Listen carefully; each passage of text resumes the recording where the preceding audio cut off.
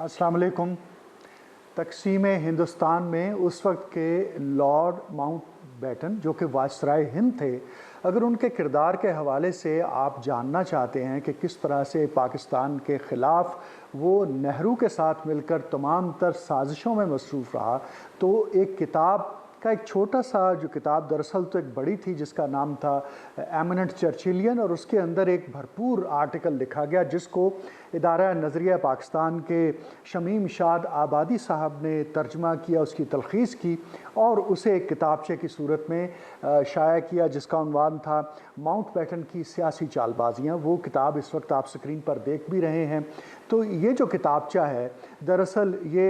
Lord Mountbatten की पाकिस्तान के ख़िलाफ़, हज़रत कायद आज़म के ख़िलाफ़ और जो तक़सीम के वक्त मुसलमानों का और इसी तरह से सिखों का जो कत्ले आम हुआ, उसमें किस तरह से लॉर्ड माउंटबेटन का, नेहरू का और बाकी जो कांग्रेस की लीडरशिप थी उसका किरदार था, उस हवाले से इस किताबचे के अंदर भरपूर तरीके से तज़किरा किया गया है। माउंटबेटन की सियासी चालबाजियाँ, मुत्तहदा हिंदुस्तान के जो आखिरी वायसराय लॉर्ड माउंटबेटन थे, उसके ऊपर एंड्रयू रॉबर्ट्स ने एक भरपूर किताब एमिनेंट चर्चिलियन के नाम से लिखी थी और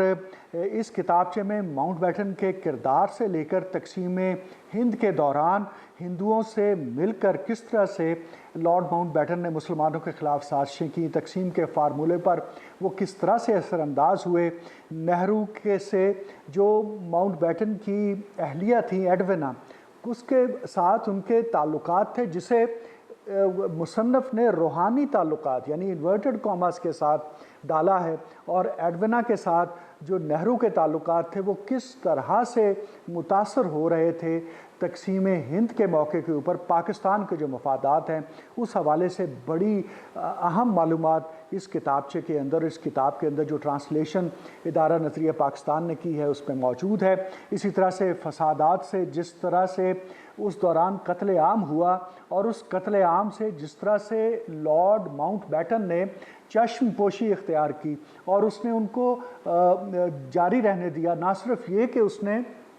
ये जो कत्लो गारत गरी थी और जिस तरह से लूट मार का बाज़ार गर्म हुआ था और लुटे पटे और बिखरे हुए, और किसी का कोई भाई नहीं था, किसी की बहन नहीं थी, किसी की बीवी नहीं थी, किसी की माँ नहीं थी, किसी का कोई भतीजा, तो गोया कि आप समझिए कि एक पूरा ऐसा समा था कि लोग जो है आओ बुका मची हुई थी। उनकी जो रिपोर्ट्स थी उसको भी मिस रिपोर्ट करते रहे और कहते रहे कि 2 से 2.5 लाख से ज़्यादा तो लोग जो हैं वो इस फसादात में मारे ही नहीं गए, हालांकि 10 लाख की एक बड़ी आबादी जो है वो सिर्फ इस बॉर्डर के ऊपर जो कि हमारे पंजाब के साथ लगता है उसकी क्रॉसिंग के दौरान मारे गए। तो इस हवाले से बड़ी भरपूर तफसील इस किताब के अंदर मौजूद है और जिस तरह से हलाक शुदगान के दारो-शुमार के साथ खेला गया और ये पोर्ट्रेट करने की कोशिश की गई बरतानवी हुकूमत को और इंटरनेशनल मीडिया को, कभी इसमें तो ऐसा ख़ास मसला नहीं हुआ है, उन सब से ये पर्दा उठाती हुई ये किताब नज़र आती है।